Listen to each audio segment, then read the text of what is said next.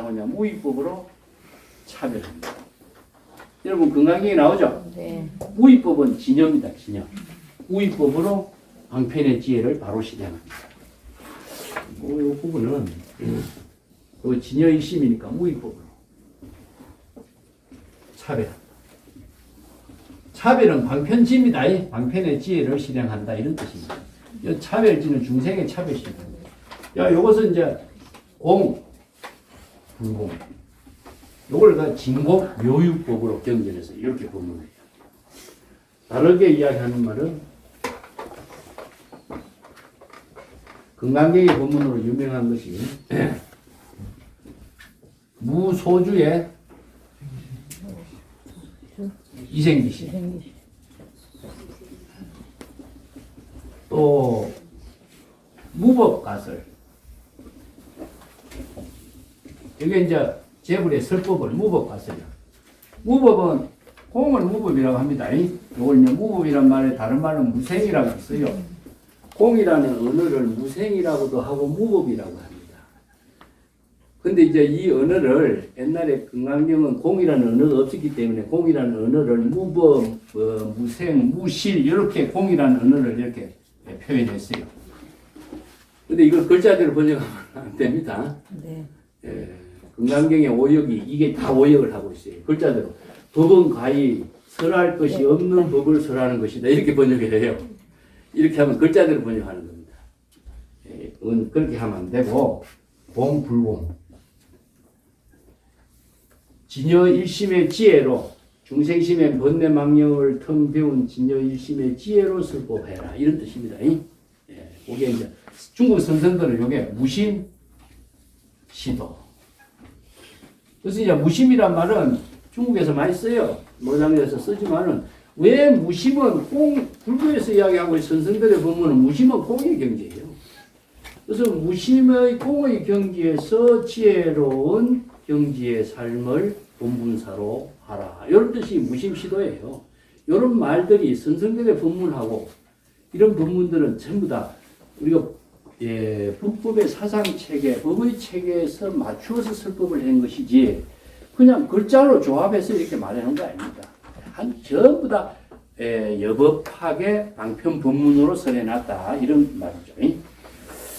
이런 경전들의 법문들이 이제 다 진여일심의 지혜로 설법을 방편의 지혜로운 삶을 본분사로 실행했다 하는 것을 설해놨습니다.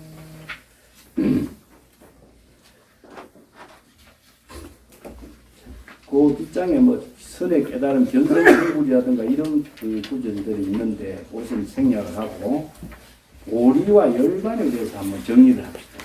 이제 성경에서 깨달음의 내용을 두 가지 언어로 표현해요. 오리는 발보리심이죠. 그 열반의 경지는 무엇이냐 하면은 번뇌망념이 다 소멸된 경지를 열반의 경지라. 즉 열반이란 말을 우리 산스크리트로 니르바나 그랬었죠. 네. 여러분 교재 89페이지 내가 산스크리트로 써놨습니다. 니르라고 하는 말은 끄다라는 뜻입니다. 끄다. 네. 바나는 무엇이죠? 바나. 여러분 등산할 때 뭘 가져가죠? 바나. 불이죠. 네, 불을 끄다. 이게 불이 꺼진 상태를 니르바나라고 해요. 그래서 우리가 여러분 법화경에 3개 화택 이야기 나오죠. 네. 이게 중생은 3개 화택이다. 3개는 중생이 살고 있는 세계, 욕계 세계, 무세계를 중생심의 세계를 화택, 불타는 집에다 비유하는데 그 불타는 집을 비유법문이에요.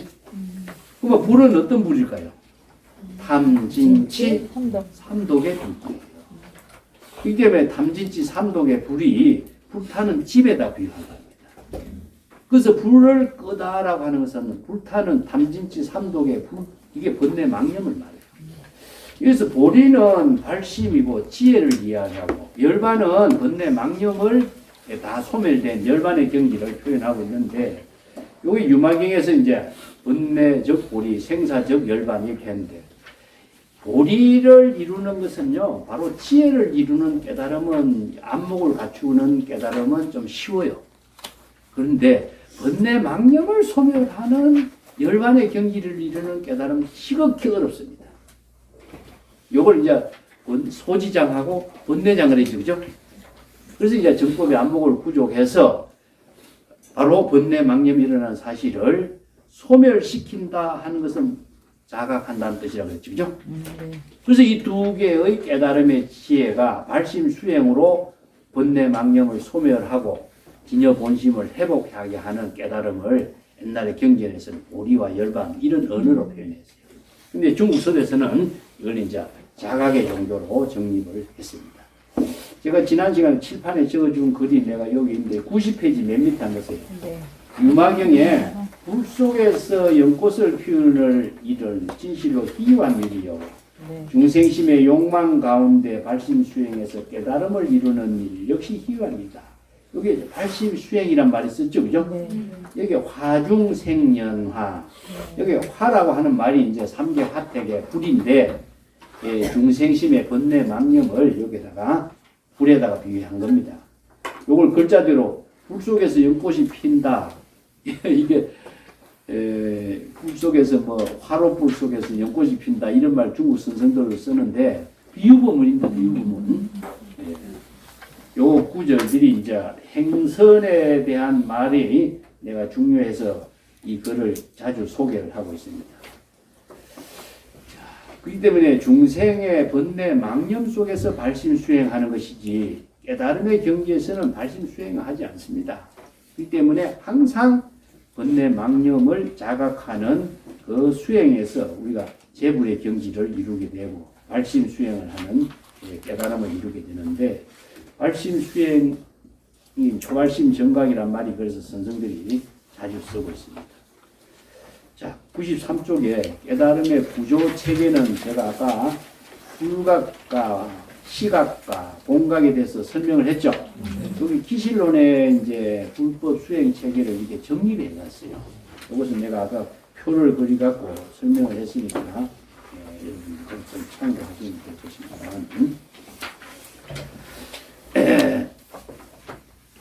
이 깨달음의 구조를 일심의 작용이 자, 어떻게 작용되는가를 내가 설명하고자 하는 부분은 98페이지하고 99페이지에 보면은 전미개호라고 해놨죠.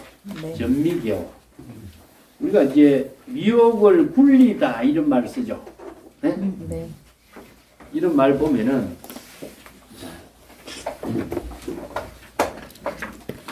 이게 도노의 문제를 갖고 이제 설명을 하고 있는데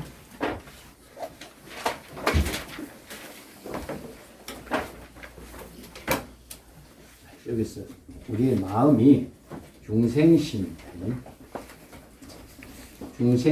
불심으로 중생심에서 불심으로 이렇게 구조가 바뀌는 것인데 여기에서 이걸 전이라 그래요. 전. 분리다. 이 전이란 글자가요. 불교에서는 전미, 미혹을 분리해서 깨달음을 열다. 나오죠, 그죠? 네. 그래서 중생심의 미혹을 굴려서 깨달음을 열다. 이런 뜻인데, 이 전의 의미가 이 도노의 구조입니다. 도노. 여러분, 도노 견성, 도노 점수 여러분 많이 들어봤죠? 이 도노의 구조는 전을 말하고 있습니다. 예. 도노. 이게 전환적인 구조입니다. 전환. 한마디로 말해서 수레바퀴를 이렇게 굴리는 것인데 여기서 굴린다라고 하는 의미가 시간적으로 출발점에서 어떤 목적지로 나아가게 굴리는 것이 아니고 공이 자체적으로 굴리는 겁니다. 공이. 이게 공 그 자체가 중생심의 마음하고 불심의 마음하고가 이 마음 한 군데 다 갖춰져 있어요. 갖춰져 있는데 이걸 유심의 도리로서 이야기하고 있는 게 불교 수행인데 바로 이제 중생심을 불지견으로 자각했을 때에 초발심이 이루어지죠. 초발심이 바로 정각으로 이루어지게 되는 과정에 중생심을 불심으로 전환되는 것을 분리라 그럽니다. 아시겠죠? 이걸 도노라 그래요. 그래서 망념을 중생심으로 불린다 할 때에 이 망념이 반턴이고 중생심이 반턴이고 이런 구조가 아닙니다. 불리면은 이 중생심이 완전히 불심으로 완전히 바뀌어버리는 거죠. 반은 중생심이고 반은 불심이로 이런 구조가 아니다 이겁니다. 왜냐? 바로 우리의 마음은 법계, 일상 하나의 원과 같아. 그래서 불교의 모든 것을 원으로 표현하고 있는데 이 원이라고 하는 것은 시간과 공간에서 작용하고 있는 진여 일심의 지혜를 표현해요.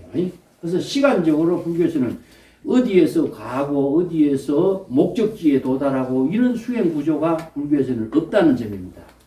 내가 지난번에 숲의 종교에서는 이야기했죠. 출발지에서 목적지로 가는 것이 숲의 종교라고 했죠. 그죠? 참 사막의 종교라고 했죠. 근데 숲의 종교는 어떻습니까? 출발점으로 본래로 되돌아가는 거라 그랬죠. 그죠? 근데 비본래에서 본래로 되돌아가는 구조인데 여기에서 설이라고 하는 것 자체는 무엇이나 불교에서 시간의 축을 말합니다. 그러면 여기에서 공간은 뭐죠? 바로 공간을 표현해요. 이것은 이제 불교에서 시간적으로는 삼세라고 하는 시간, 시방이라고 하는 공간을 그래서 시방 삼세 이렇게 표현합니다. 그러니까 불교의 시방 삼세라고 하는 세계는 대상 공간으로 존재하는 시간 공간이 아니라 자 진여 일심이 지혜로 작용하는 시간과 공간이에요. 그래서 진여는 법계 일상이라 이 말씀입니다. 그래서 법계라고 하는 말을 불교에서는 시간과 공간인데 삼세라는 것은 불교의 모든 시간이 그거 다 암축되어 있죠. 그죠? 과거, 현재, 미래니까. 그래서 불교의 시간적인 시제를 구분하면은 시간은 존재하느냐, 삼세는 존재합니까? 우리가 마음의 작용도 과거심, 현재심, 미래심 구분할 수 없는 것처럼 시간도 과거 시간, 현재 시간, 미래 시간을 우리가 대상으로 두지 않아요. 근데 우리가 지금 시계를 쓰고 있는데 시계라고 하는 것은요, 우리가 인간이 사바세계의 모든 사람들이 약속을 지킨다든가 어떤 일을 한다든가 시간적인 구분을 통해서 함께 방편으로서 사용하고 있는 시계지 우리가 진여일심이 지혜로 작용하고 지혜의 생명으로 작용하는 그 세계에서는 시간이 존재하지 않습니다. 여러분들 그 노자에 보면 대기만성이라든가 이런 말 있죠? 네. 대기만성이라는 말을 글자대로 보면은 큰 그릇은 늦게 이루어진다 그러죠? 예? 네. 그 노자의 그 진정한 뜻으로서 그렇게 늦게 이루어진다고 이런 말을 썼을까? 어? 이 큰 그릇이라는 게 뭐겠어요? 도를 말해요. 도도. 그래서 우주의 도, 자연의 도 이것을 말하는데 이 도가 늦게 이루어진다 이런 말이 맞을까요? 아니요. 맞죠? 네, 보통 우리가 이런 그릇, 큰 그릇, 적은 그릇 이걸 갖고 이야기하는 게 아닙니다. 자, 우리가 어떤 식물이나 나무가 크는데 여러분 크는 거 보입니까? 안 보이죠? 어린애가 성장하는 거 여러분 보입니까? 보이지 않습니다. 모든 생명은요, 생명 그 자체가 작용하고 있는 것은요, 시간과 공간이 초월해서 작용해요. 자, 이것은 보인다, 늦게 이루어진다 하는 것은 시간적인 한정 속에 가둬버리는 겁니다. 그러면은 도는 시간의 한정이 아니고 늦게 이루어지고 빨리 이루어지는 그런 차원을 벗어난 경지에서 이루어져요. 큰 도는 보이지 않고 이루어지는 겁니다. 보이지 않고. 보이지 않는 겁니다. 근데 그걸 어떻게 늦게 이루어진다, 빨리 이루어진다, 보이는 것처럼 이야기할 수 있겠어요? 자연의 모든 존재는 제법 실상의 법은 의식의 대상 경계나 시간과 공간이 초월된 경지에서 작용해요. 그래서 불교는 시공이 초월된 경지에서 진여일심의 지혜가 이루어진 경지를 설명합니다. 그걸 법이라고 그래요.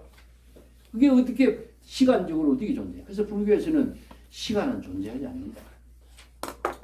시간은 어디에 있습니까? 중생심으로 인식하는 의식 속에 있습니다. 이 때문에 의식 속에 시간이 초월된다면 진여일심의 지혜 속에는 시간이나 공간이라고 하는 존재가 없어요. 그래서 어디에서 어디로 간다든가 어디 공간 이동을 한다든가 그런 깨달음이라는 것은 불교에는 없는 거예요.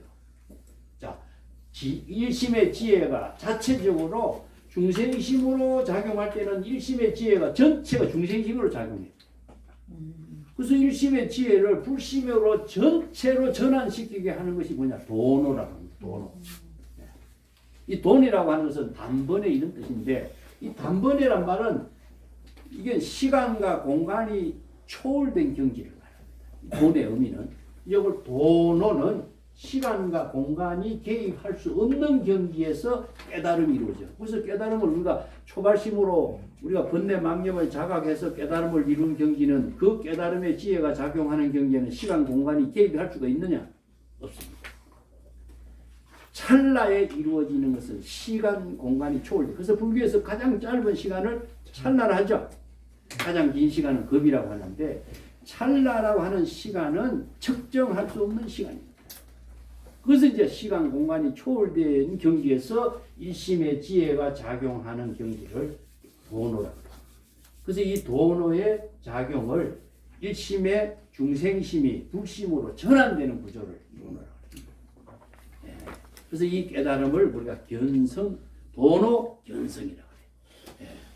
그래서 초발심이 정각을 이루는 경지를 말하는데, 여기에서는 이제 전미개오라고 하는 말은 중생심의 미혹이 진여일심의 지혜의 깨달음으로 바뀐다, 전환되는 것인데, 열리다라고 하는 것은 궁극적으로 뭐냐? 깨달음의 내용의 문제를 두고 있습니다. 그래서 깨달음의 구조를 내가 두 가지로 설명하겠습니다. 내가 표를 복사를 해왔으면 좋았을 텐데 오늘 별로 안 가져왔는데, 그냥 요즘은 적어도 우리가 대오가 있고 대각이 있습니다. 이제 이걸 우리가 언하 대오 이런 말 쓰죠. 네. 선생들의 법문을 듣고, 이제 예를 들어서 우리 육조 단계 같은데 이게 대표적으로 육조 해능을 밤에 공인이 불러가지고 건강경 법문을 설해요.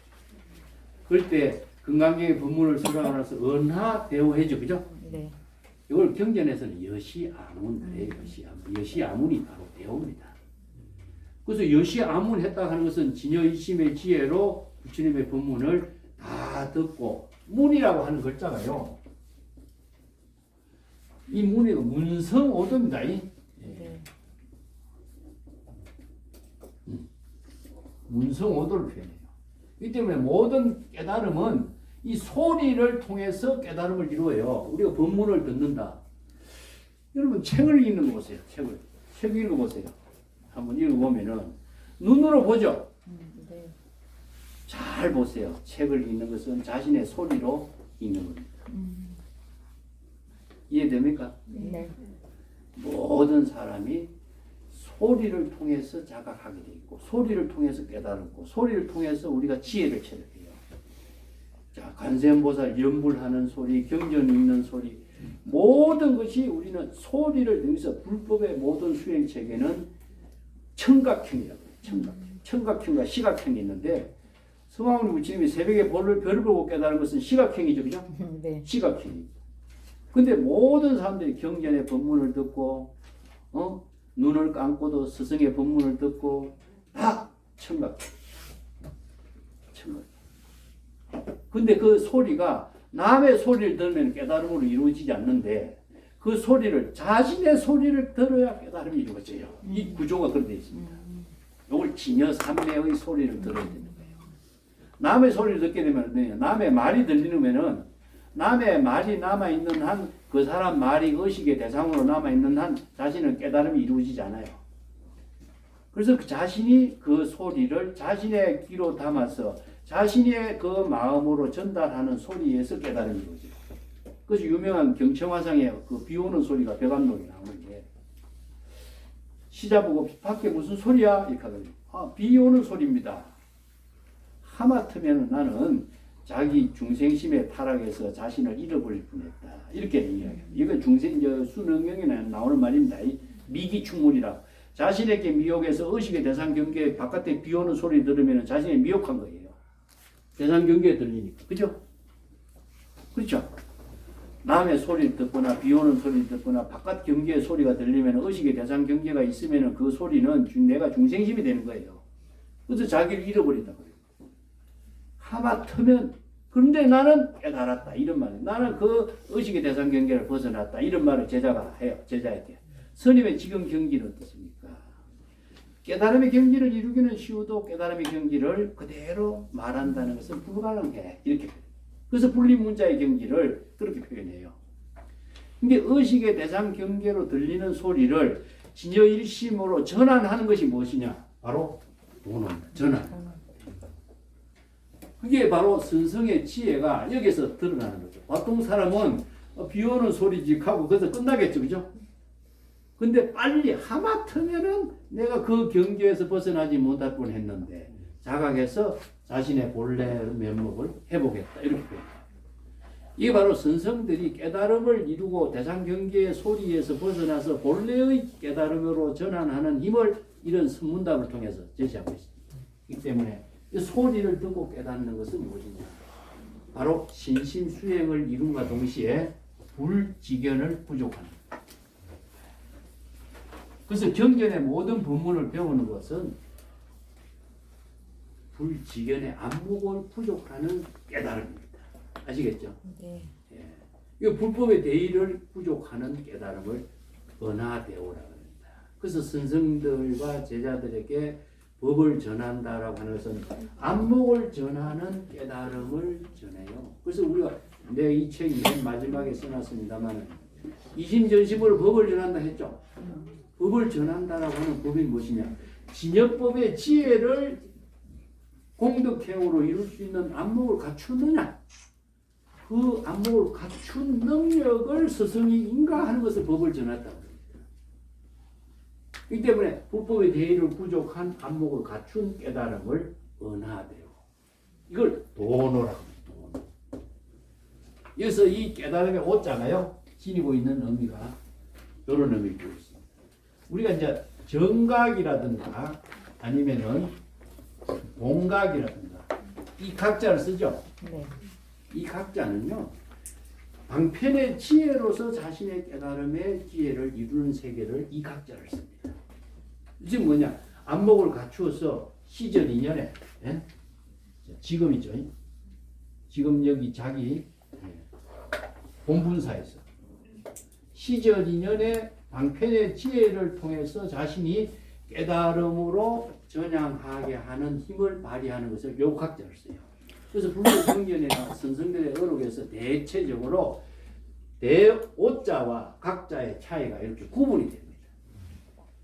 대개 보면은 그래서 도노 견성 하는 것은 바로 불지견을 부족해서 중생심을 불심으로 바꾸는 신심의 수행을 이룬 깨달음. 이 각은 무엇이냐? 망념이 일어난 것을 자각해. 염기적각. 망념이 일어났을 때 방편의 지혜로서 망념을 초월해서 제불의 공덕행으로 본분사를 실행하는 힘. 이게 대각이라고 해요. 그래서 내가 대몽대각이라고 하는 말도 쓰는데 이것은 현실에서 이루어지고 있는 깨달음을 이루게 하는 힘을 대각이라고. 그래서 대오와 대각은 두 가지로 구분했습니다.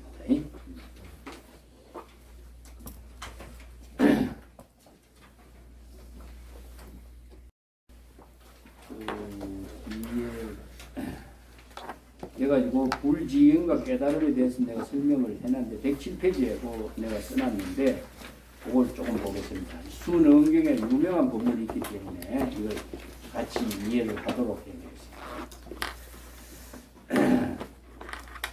화엄경에 있는 법문도 초발심으로 정각을 이룬 깨달음의 이야기도 나오죠. 그죠? 화엄경 범행품에 여기에는 경전에서는 불지견으로 중생심의 번뇌 망념을 자각한 초발심이 정각이니 이 말은 제가 의역한 겁니다. 경전에서는 그냥 초발심시란 말을 바로 써요. 하지만 이제 불지견이 있어야 초발심으로 중생의 망념을 자각하는 정각을 이루는 경지죠. 일체법의 진실한 본성은 열의 지혜 법신을 부족하고 있으니 다른 깨달음에 의하지 않는다는 사실이다. 여기 화엄경 요 전체 구절입니다. 여러분 108페이지 보세요. 일체법 진실지성은 부족해신하니 부류타오 이런 말 있죠. 네. 다른 깨달음에 의하지 않는다 이런 말을 쓰는 이유가 바로 깨달음의 입장의 내용을 정확하게 정리해주고 있는 그 환경의 본문입니다.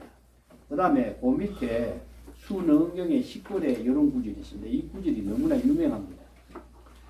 진여 본심은 단번에 깨닫는 도노이며 깨달음의 수레를 타면, 거기에 글자가 좀 깨달음의 수레를 타면, 이게 수레는 대성의 수레거든요. 네. 불교에서 이야기하는 대성의 수레인데, 진여 일심의 대성의 수레를 타면은 중생의 번뇌 망념은 저절로 소멸되게 된다. 소멸된다. 이렇게 봅니다. 자, 깨달음의 수레를 타면 대성의 수레는 바로 중생의 번뇌 망념을 소멸시키고, 그래서 우리가 대성할 적에 큰 대자는 진여 일심이고 수레는 무엇이냐? 발심 수행입니다. 그래서 큰 진여 일심으로 발심 수행을 하게 되면은 깨달음의 수레를 타게 돼요. 그러면은 중생의 번뇌 망념은 다 소멸된다. 이런 뜻입니다. 그런데 요게 이제 밑에 원문을 보면 이적 도노요 성호 병소랑 이 말이 구절입니다. 이적 도노, 이는 진여 본심의 이치를 깨닫는 거니까 진여 본심이 이법의 지혜를 부족한 것을 깨닫는 것이니까 이라고 하는 말이에요. 그래서 이제 우리가 중국 불교 공부하면서 이사, 채용 이 논리를 참 이해하기 어렵거든요. 오늘 좀 이따 설명하겠어요. 그 밑에 구절 사비돈제인 차제진이라는 구절을 어떻게 번역했냐면 현실에서 사라고 하는 말은 아까 뭐라 했죠? 시절 인연에 시처인사라 했죠. 그죠? 시절 인연에 따라서 일어나는 현실에 발생하고 있는 여러 가지 번뇌, 망념, 중생의 신병 이런 것은 단번에 제거할 수 있는 것은 아니다. 단계적인 방편의 지혜로서 제거해야 한다. 인차제전. 차제는 단계적으로 차례차례로 이런 뜻이거든요.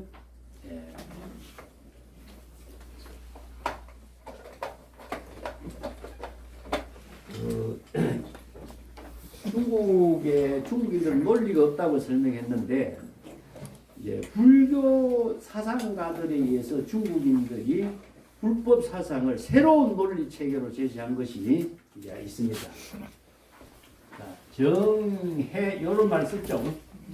경전에서는 정해를 쓰고 안야경에서는 공 불공이라고 썼어요. 진공 요의법. 자,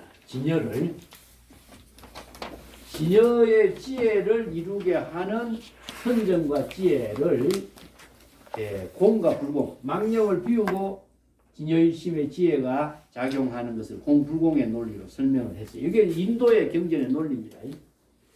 근데 성조라고 하는 중국의 유명한 구마라적 제자 천재죠.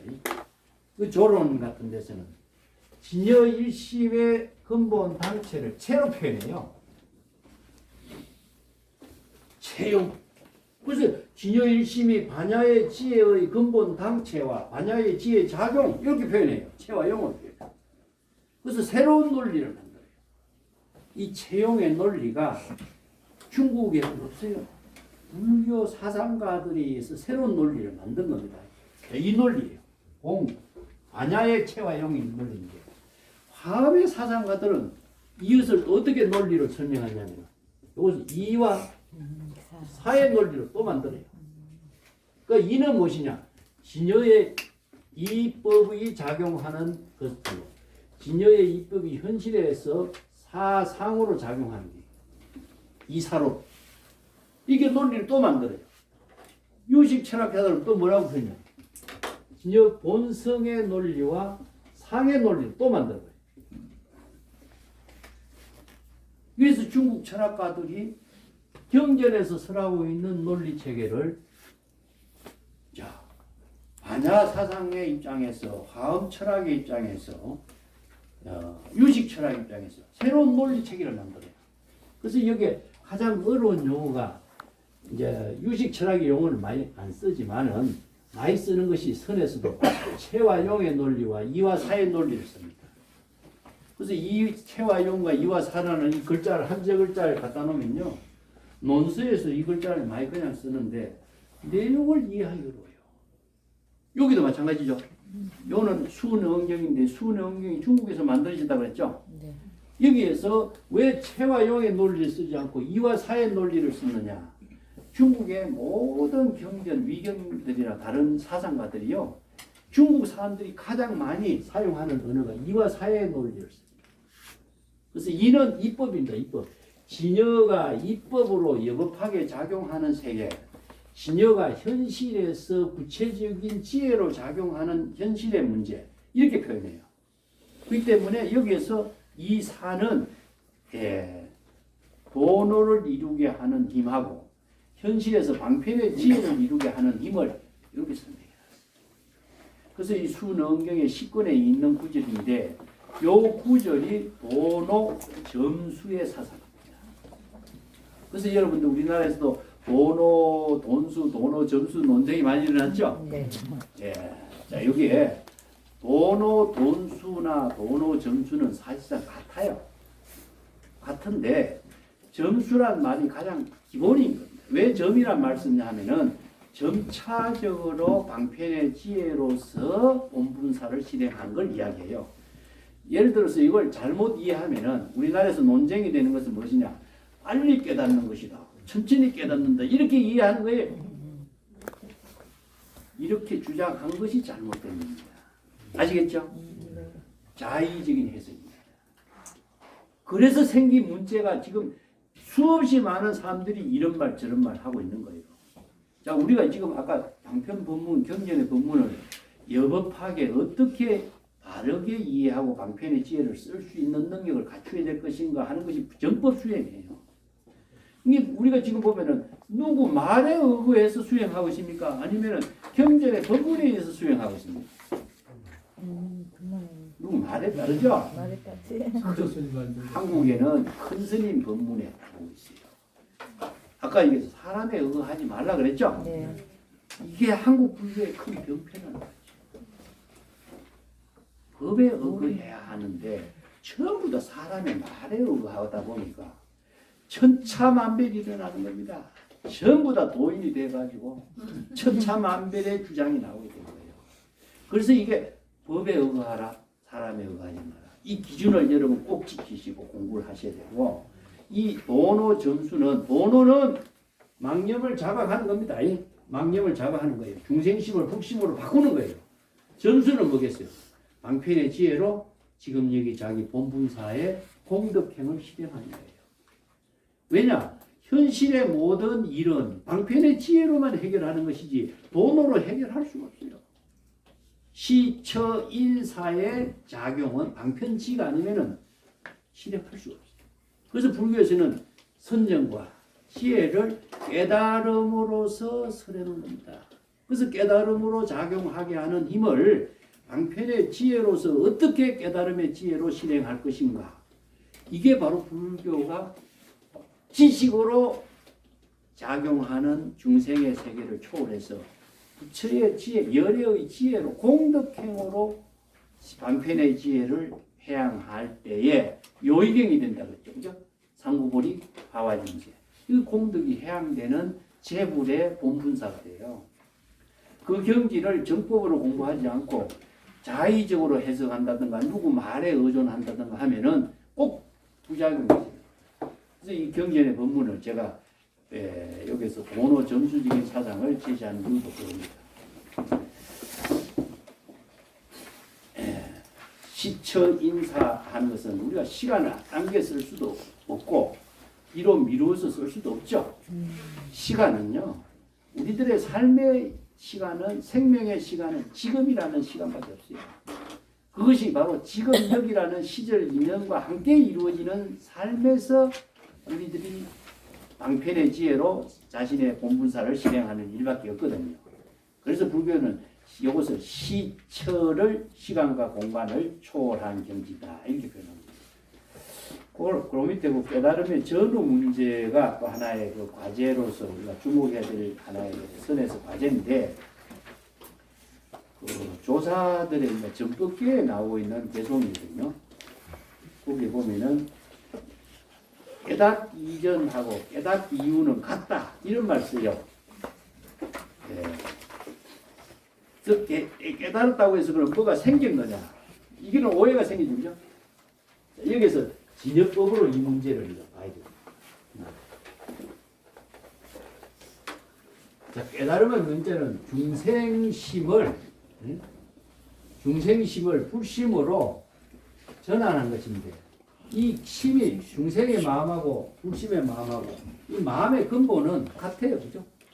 그러면 여기서 마음의 작용이 중생심의 작용하고 불심의 작용하고 다르다 이거죠. 자, 이게 여러분 내가 지난번에 선에서 이야기하는 적신, 시불 이렇게 표현하는 말이 있죠. 네.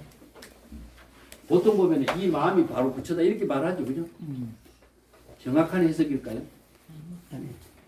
이건 글자대로 이해하고 있는데 글자대로 이해했지만 내용은 전혀 알지 못하는 말이 돼요. 그래서 우리가 지금 불교 공부 어떤 뭐 절에서 공부하면서도 이 말이 그냥 귀에 박혀가지고 아 그런가 보다 하고 평생 세월을 지내버린 거야. 근데 가만히 생각해 보면은 즉 이 마음이 곧 바로 부처다 이렇게 이야기한다면은 말은 아는데 내용은 몰라. 사실은. 네. 그렇죠. 네. 이걸 어떻게 이해해야 될까요? 그러면 자 중생심하고 불심인데 불심의 작용이 부처라고 하는 입장으로 작용하는 입장은 과연 어떤 경지일까 하는 거죠. 이걸 이제 기실로서 이걸 적심불각이라고 해요. 중생의 마음에 깨닫지 못한 마음이다. 깨닫지 못하니까 대상 경계를 분별하고 차별하고 업을 짓고 탐진치 삼독심을 일으키고 여기서 많은 생사윤회의 업장을 만들어내는 것이에요. 불각은 그런 힘을 갖고 있죠. 그러면은 적심식을 깨달음의 부처의 마음은 뭐가 된다 그러죠? 공덕이 돼야 된다 그러죠? 네. 공덕이 되고 자비, 공덕과 지혜, 자비로서 해양을 이루고 자치나 흔적이 없이 해양하는 힘이 이루어져야 되는데 이 마음이 부처의 지혜로 작용하는 마음이 공덕으로 되려면은 이 적심시불이란 말이 어떤 뜻을 갖고 있을까요? 예? 이 불심이라고 하는 말이나 부처의 마음이라고 하는 말은 그냥 부처의 마음은 듣기는 좋은 말이지만 실질적으로 내용은 애매하게 돼요. 그래서 우리 경전 공부나 어로 공부도 글은 아는데 내용은 모르는 거예요, 사실상. 이런 문제가 굉장히 많아요. 그래서 내가 애매하게 아는 것은 애매하게 모르는 거다. 맞아요. 네. 애매하게. 근데 우리가 참선 공부의 본질은 무엇이냐? 애매하게 아는 것을 정확하게, 분명하게, 확실하게 알도록 참선 공부해야 된다는 거예요. 내가 제시하고자 하는 거는. 알고 있어다. 경전도 잘 알고 있고, 법문도 많이 들어서 알고 있는데, 다 애매하게 알고 있어. 애매해. 정확하게는 몰라. 정확하게 안다라고 하는 것은 무엇이냐? 자신이 지혜와 자비의 마음으로 부처의 경지에 힘을 발휘할 수 있는 능력을 쓸 수 있느냐 없는 겁니다. 그렇다면 이 마음은 어떤 마음이겠어요? 바로 깨달음으로 이루어진 지혜의 마음 작용이 바로 부처다는 뜻이죠. 네. 그 마음이 부처가 아니라 지혜의 마음 작용이 부처라는 뜻입니다. 그러면 지혜의 마음 작용이 부처지 마음이 어떻게 부처가 되겠어요? 그래서 부처는 바로 깨달음으로 이루어진 경지란 뜻이고 깨달음으로 이루어진 경지의 내용은 무엇이냐? 이 마음이잖아요. 그 마음이 지혜와 자비로 이루어진 깨달음의 지혜와 자비의 공덕으로 이루어져야 부처가 되는 것이지 마음이 어떻게 부처가 될 수 있겠어요? 그렇죠? 이런 점이 우리가 애매하게는 아는데 내용은 모르는 거예요. 그렇게 평생 뭐 마음이 바로 부처다 이 말만 주장하지 마음이 부처로서 작용하고 방편의 지혜로서 작용하는 힘은 발휘를 못하는 이런 문제가 나오는 거예요. 그래서 참선 공부의 본질은 무엇이냐? 우리가 새로운 것을 아는 것이 참선의 의미가 아니라 잘 아는 것을 정법으로 바르게 알고 바른 방편의 지혜를 쓸 수 있는 능력을 갖추는 공부가 참선 공부입니다. 그것을 우리가 공부라고 하지 자기가 많이 알고 있는데 왜 중생심으로 살고 있겠어? 반야신경 모르는 사람 없죠? 그때 반야신경의 지혜는 바르게 반야의 지혜를 쓸 수 있는 힘을 갖춘 사람은 드물죠. 마찬가지입니다.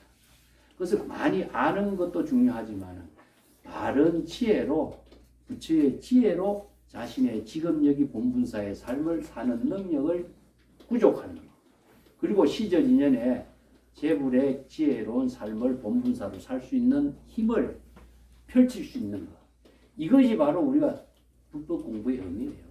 이것은 남이 제시 주거나 남이 가르쳐 주거나 남의 말에 따르거나 하면 절대 이루어지지 않는다는 사실. 그래서 모든 은설상, 자, 은설상, 네. 명자상, 신년상을 초월해야만이 진여의 지혜를 이룬다. 네. 아시겠죠? 네. 깨달음으로 이루어지는 세계를 우리가 참선 수행을 통해서 어떻게 깨달음으로 이 경지를 이룰 것인가, 이게 우리 공부의 의미입니다. 자, 오늘 여기까지 하고. 네. 감사합니다.